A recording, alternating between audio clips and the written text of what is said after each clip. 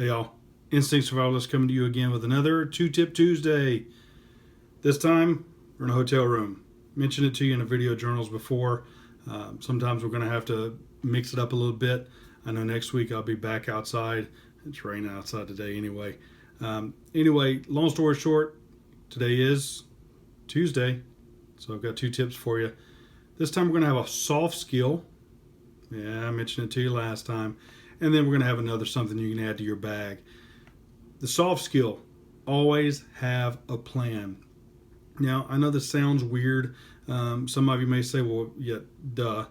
But the reality is without a plan, whether you're going hiking, camping, fishing, hunting, whatever it is, without a plan and sharing it with a loved one or somebody that's responsible for you, it may be one of those times or one of those things where it could have been beneficial, right? You look at dude from 127 hours. He had a plan. He just didn't share it with anybody. So what happened? He ended up cutting off his arm, right? With a rusty knife. Anyway, hope I never have to do that. If you go out hiking, camping, fishing, hunting, whatever it is, make sure you have a plan. Now, that's one part of it, right? So let's talk about it in a different fashion. Having a plan in case of an emergency, an impending event, a catastrophic event, where you're going to meet up with your family should you be out of town. I look at it this way. I'm out of town.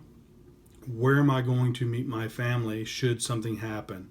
If it all were to go down, where are we going to meet? What is the plan of action? What are they supposed to do without me?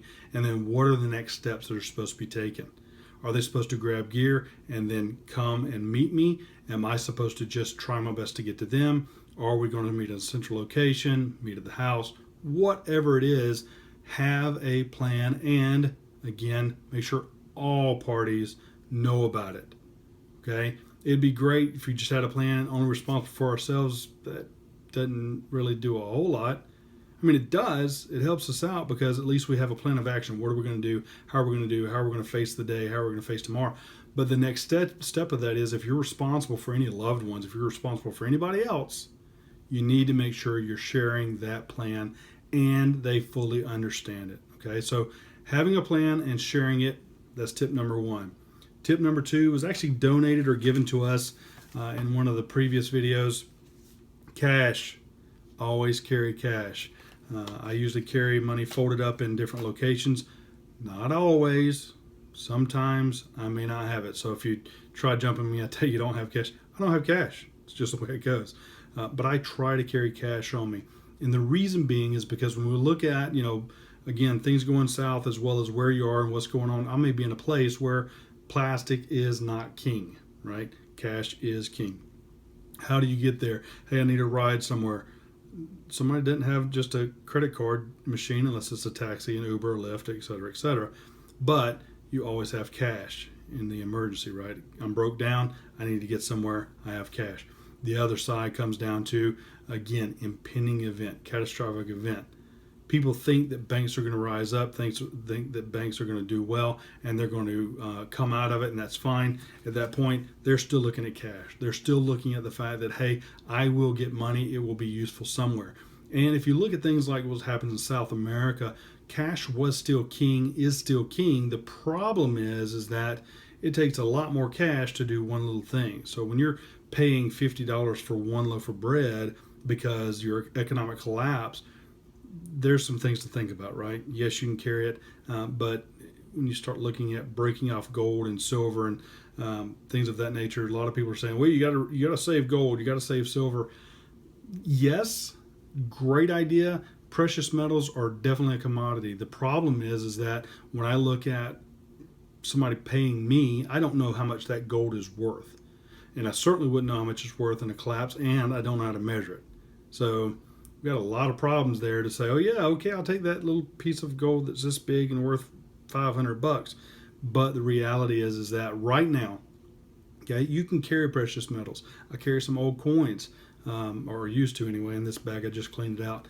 You can carry some old coins, and the silver in them was worth money.